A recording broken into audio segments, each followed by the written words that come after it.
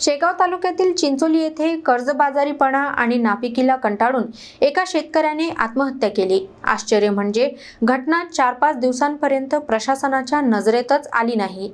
अधिवेशनाच्या काळात ही आत्महत्या लपवल्याचा आरोप आता समोर आला आहे।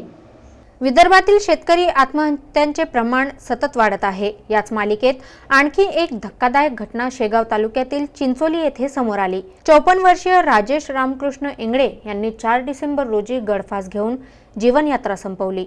कर्ज आणि सततच्या नापिकीमुळे ते मानसिक तणावात होते। आत्महत्या करण्यापूर्वी त्यांनी एक सुसाईड नोट लिहून ठेवली असल्याची माहिती मिळाली आहे। त्यात गेल्या 10 ते 12 वर्षांपासून स्टेट बँकेचे कर्ज असल्याचे आणि कर्जमाफी न झाल्यामुळे हतबल झाल्याचे नमूद आहे। सर्वात धक्कादायक म्हणजे ही घटना 4 ते 5 दिवस प्रशासनाच्या नजरेपासून दूरच राहिली। सोशल मीडियावर पोस्ट व्हायरल झाल्यानंतरच महसूल विभागाचे अधिकारी पंचनामा करण्यासाठी पोहोचले। गावकऱ्यांचा आरोप आहे की अधिवेशन सुरू असल्याने आत्महत्या लपवण्याचा प्रयत्न झाला। माझे वडील राजकुमार रामकृष्ण इंगळे वय वर्ष 54 वर्ष यांच्यावर स्टेट बँक ऑफ इंडियाचे कर्ज होते। पीकसाठी त्यांनी कर्ज काढले। सततच्या नापिकीमुळे त्यांनी तस्तोवर कर्जाचे टेन्शन घेऊन त्यांनी स्वतः दिनांक 4 तारखेला गळफास घेऊन त्यांचे आयुष्य संपवले। तरी आम्हाला सरकारची विनंती आहे की त्यांची जी मृत्यू आहे ती शेतकरी आत्महत्या म्हणून घोषित करावी आणि आम्हाला आर्थिक सहायता द्यावी।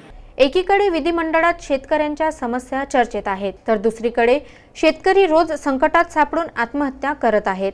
परिसरात हळहळ व्यक्त होत असून कुटुंबाला तातडीने आर्थिक मदत द्यावी, कर्जमाफी आणि कायमस्वरूपी उपाययोजना कराव्यात अशी मागणी जोर धरत आहे। तशी प्राथमिक माहिती आम्हाला 4 तारखेला मिळाली होती, परंतु घरातील परिस्थिती वगैरे अशी पाहता आज आम्ही प्रत्यक्ष कुटुंबाला भेट दिली आणि त्यांच्या पश्चात त्यांच्या पत्नी, त्यांचा मुलगा यांना विचारपूस करून त्यांचे बयान घेतले।